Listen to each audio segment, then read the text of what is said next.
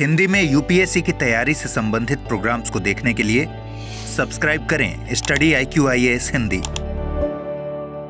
Hello and very good evening to all of you. मैं कुणाल आप सभी का स्टडी IQIAS हिंदी पे स्वागत करता हूं और आज हम लोग बात करने वाले हैं भारत और पाकिस्तान संबंधों से जुड़े हुए एक नए आयाम की। देखिए, हम सभी ये बात जानते हैं कि बीते कुछ महीनों से भारत और पाकिस्तान के संबंध बहुत ही संघर्षपूर्ण बने हुए हैं और इसी दौरान एक खास चिंता सिख समुदाय के लोगों के लिए सामने आई थी कि दरअसल इस बार गुरु पर्व के अवसर पर वे लोग पाकिस्तान नहीं जा पाएंगे और भारत पाकिस्तान तनावों के बीच में इस यात्रा को रद्द करने का फैसला लिया गया था।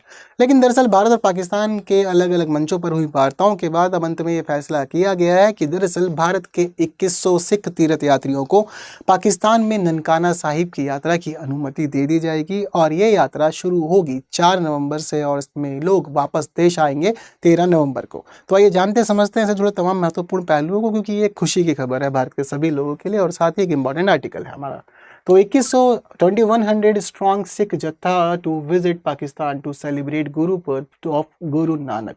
तो सभी चीज़ें बहुत ज़्यादा खास होने वाली है, समझते जानते हैं। तो भारत सरकार ने कुछ सप्ताह पहले ननकाना साहिब सहित पाकिस्तान के सिख तीर्थ यात्रियों की यात्रा पर लगे प्रतिबंध को वापस ले लिया है। तो पहले बातचीत चल रही थी कि सिख तीर्थ यात्रियों को अनुमति देंगे, फिर सितंबर के महीने में घोषणा हुई कि अनुमति नहीं मिलेगी, लेकिन अब सभी चीज़ें क्लियर हो गई हैं और अनुमति दी जा रही है। तो अब इस निर्णय के बाद 2100 भारतीय सिख तीर्थ यात्रियों को दिल्ली स्थित पाकिस्तान उच्चायोग के द्वारा वीज़ा जारी कर दिए गए हैं और ये श्रद्धालु गुरु नानक देव जी के प्रकाश पर्व 4 से 13 नवंबर के अवसर पर पाकिस्तान स्थित पवित्र स्थलों जैसे कि ननकाना साहिब, करतारपुर साहिब, पंजा साहिब, इन सभी स्थानों की यात्रा कर पाएंगे और जो एक महत्वपूर्ण श्रद्धा के केंद्र हैं उन सभी से खुद को जोड़ भी पाएंगे। सितंबर 2025 में भारत सरकार ने सुरक्षा कारणों से तीर्थ यात्रा को अस्थायी रूप से रोकने का निर्णय लिया था और वेबसाइट पर भी इसको पब्लिश कर दिया था कि अगली घोषणा होने तक सभी चीज़ों को रोक दी गई है। लेकिन ठीक है, फिर दोबारा चीज़ों को शुरू कर लिया गया। ये अपने आप में बड़ा ही अच्छा पहलू है हमारे लिए। पाकिस्तान सरकार ने तीर्थ यात्रियों को सभी आवश्यक सुरक्षा और सुविधा देने का आश्वासन भी यहाँ पर दे दिया है कि भाई किस तरह से सभी चीज़ें हम लोग कंप्लीट करेंगे और ये खास परिणाम देखने को मिल रहा है हमें ट्रैक टू डिप्लोमेसी के तहत, जहाँ पर जन से जन संपर्क को पुनर्जीवित करने के बाद ये सारे पहलू हमारे सामने आए हैं।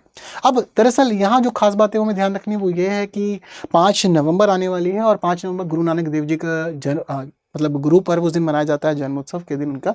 तो अब इस दौरान ये समझिए कि जो गुरु नानक देव जी का जन्म स्थान है वो ननकाना साहिब है, जो लाहौर के पास पाकिस्तान में है। करतारपुर साहिब गुरु नानक देव जी ने अपने जीवन के अंतिम 18 वर्ष यहीं पे ही बिताए थे और 1974 का protocol on visit to religious shrine ये कहता है कि भारत पाकिस्तान के बीच द्विपक्षीय समझौते के तहत दोनों देशों के नागरिक चुनिंदा तीर्थ स्थलों की वार्षिक यात्रा कर पाएंगे। हालांकि कुछ मामलों में हम ये देखते हैं कि भारत के यात्री पाकिस्तान जाते हैं और वो अलग अलग स्थानों की यात्रा करते हैं। ठीक उसी प्रकार से पाकिस्तान के भी यात्री आते हैं भारत में और वो अलग अलग स्थानों पर जो भी श्रद्धा से जुड़े हुए थे वहाँ पर जा आ सकते हैं। भारत इन चीज़ों की इजाज़त देता है। तो शिरोमणि गुरुद्वारा प्रबंधन कमेटी 1925 में जिसको गठित किया गया था वो सिख गुरुद्वारों के प्रबंधन और तीर्थ यात्राओं की देखरेख करने की मुख्य संस्था है यहाँ पे। अब इस दौरान जो फैसले लिए गए हैं उसमें एक खास बात ये सामने आई है कि इस दौरान 2100 भारतीय यात्रियों को वीज़ा जारी किया गया है इस पूरी यात्रा को संपन्न करने के लिए। पंजाब से 1796 यात्री जाएंगे, बाकी इसके अलावा हरियाणा, दिल्ली, उत्तराखंड, जम्मू कश्मीर, जम्मू और उत्तर प्रदेश से जुड़े हुए लोग रहने वाले हैं। 4 नवंबर को बाघा सीमा से प्रस्थान करेंगे और 13 नवंबर को सभी लोग वापसी करेंगे। संस्था रहने वाली जिम्मेदार शिरोमणि गुरुद्वारा प्रबंधन समिति और सारी चीज़ों को यही संभालेगी। इसके साथ ही मेज़बान पक्ष रहेगा इस दौरान पाकिस्तान सिख गुरुद्वारा प्रबंधक समिति और इवैक्यू ट्रस्ट प्रॉपर्टी बोर्ड। तो इस तरह से पूरी की पूरी यात्रा कंप्लीट होने वाली है और भारत और पाकिस्तान के बीच जहाँ इतने विवाद हैं वहीं हम देख रहे हैं कि धार्मिक एकता दोनों देशों के बीच में कुछ सकारात्मक पहलुओं को उजागर भी कर रही है। सारा काम करतारपुर कॉरिडोर के माध्यम से होने वाला है जिसको 2019 में शुरू किया गया था भारत और पाकिस्तान के बीच खास तौर पर तीर्थ यात्राओं के लिए ही। तो करतारपुर गलियारा नवंबर 2019 में खोला गया था ताकि भारतीय श्रद्धालु बिना वीज़ा पाकिस्तान में करतारपुर साहिब जा सकें।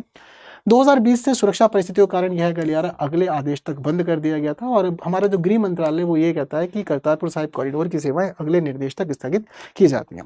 तो चीज़ें उस दौरान क्लियर नहीं की गई। कोविड के दौरान काफ़ी कुछ बंद रहा था लेकिन फिर बाद में चीज़ों को दोबारा से शुरू करने पर फैसला लिया गया था। तो पाकिस्तान ने संकेत दिया है कि तीर्थयात्री लंबा सड़क मार्ग अपनाकर करतारपुर पहुँच सकेंगे, जो चीज़ें बहुत ही पॉजिटिव रहेंगी सभी के लिए। कूटनीति के तहत भी ये चीज़ें बहुत ज़्यादा जुड़ जाती हैं और इनका एक विशेष महत्व है अपने आप में, जैसे कि धार्मिक कूटनीति का उदाहरण है।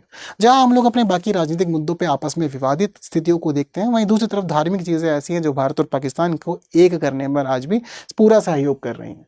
तो धार्मिक कूटनीति का उदाहरण हमें यहाँ देखने को मिल जाता है और यह कदम सिख समुदाय की धार्मिक भावनाओं का सम्मान करते हुए पाकिस्तान की सॉफ्ट पावर रणनीति को मजबूत कर रहा है। इस दौरान भारत पाकिस्तान संबंधों में लचीलापन भी दिखा रहा है, जहाँ एक तरफ विवाद है वहीं दूसरी तरफ कुछ पॉजिटिव चीज़ें जैसे कि धार्मिक यात्राओं का आयोजन करना जो शांति के रूप में एक देखा जा सकता है और माना जा सकता है कि चीज़ें बदलेंगी आने वाले समय में।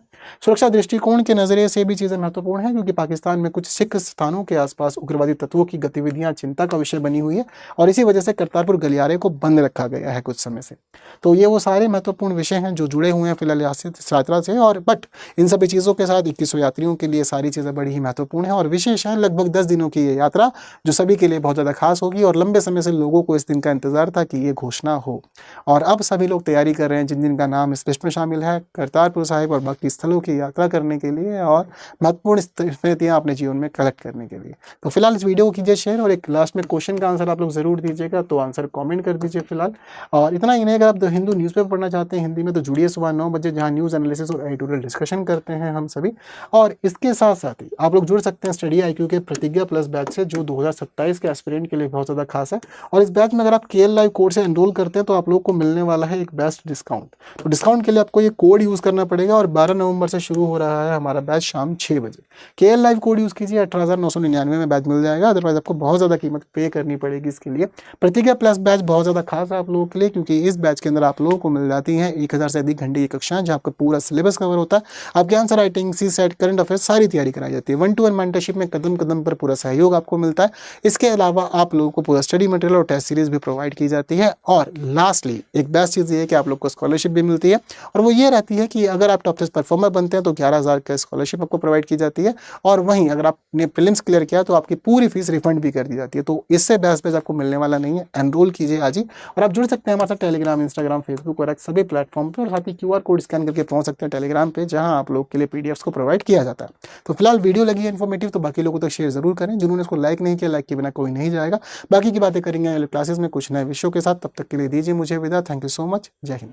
हिंदी में UPSC की तैयारी से संबंधित प्रोग्राम्स को देखने के लिए सब्सक्राइब करें स्टडी IQ IAS हिंदी।